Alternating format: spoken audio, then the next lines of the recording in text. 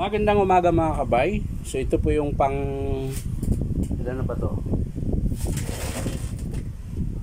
1, 2, 3 pangatlo na repair mga kabay, approved repair. Bali ang papalitan nito mga kabay, switch, knob, 608 tsaka sleeve.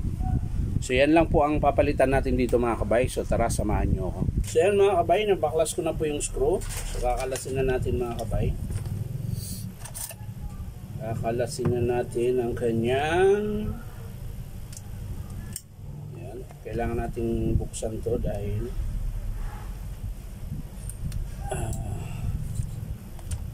kailangan nating gutin yung armature para makabit natin yung knob mga kabay.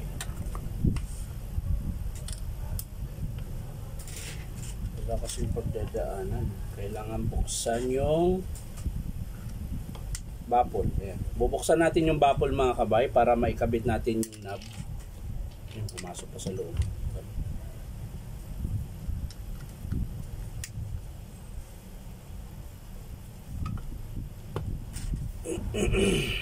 So ayan mga kabay, nakabit ko na po yung knob. Ayan. Pumasok na po siya sa kanyang kung saan siya dapat nakalagay. Ayan. So babalik natin yung baffle niya mga kabay. Ayan. Ibabalik natin siya sapagkat ano ba yan? Ayan.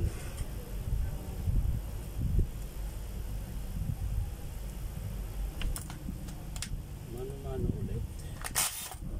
Yun, meron pala.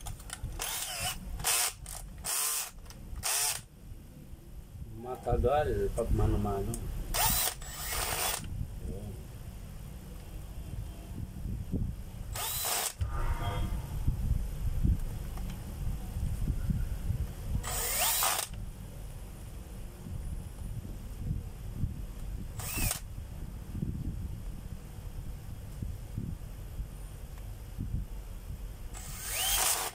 So yan mga kabay, ang next naman yung 608.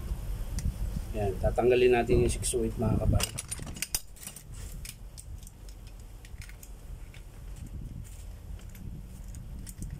Ganun ulit mga kabay, tamang-tamang higpit lang na hindi naman mapit-pit yung bakal.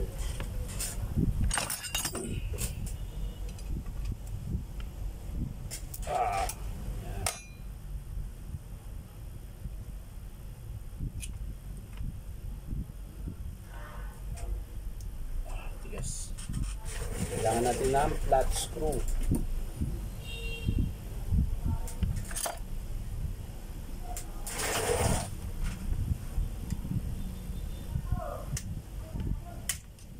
Tumalog. So yung 608 mga kabay, yun yung papalit natin. Ito yung bago. So ikakabit na natin mga kabay. Ito lang. Wala yung washer. Ay tama. Yung washer dumikit mga kabay.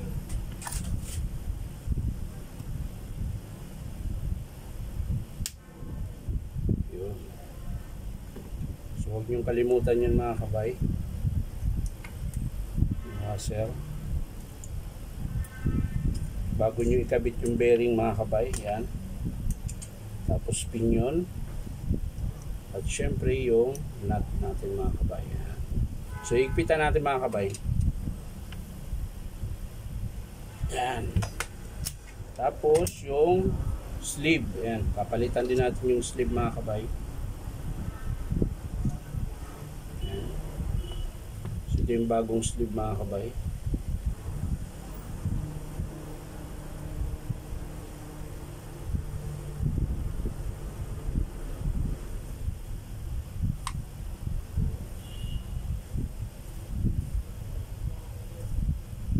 So yan mga kabay, okay na. So sasalpak na natin to.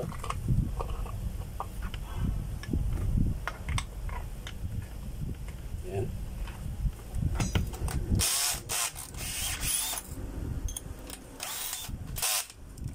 Tapos, syempre, kakabit na natin yung screw.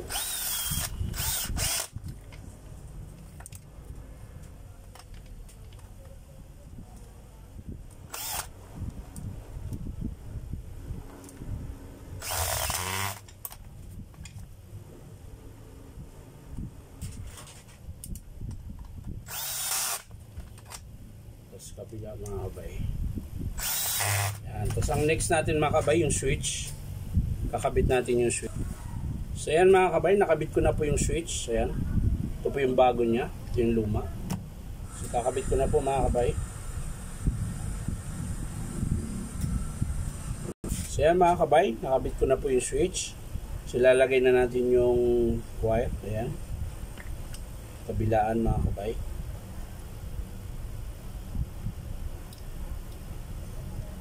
Ayan. So tapos na mga kabay. So titesting na natin mga kabay.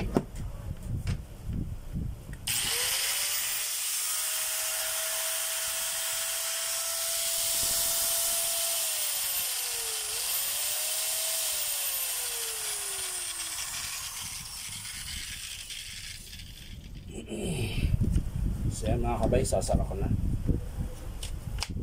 Yan.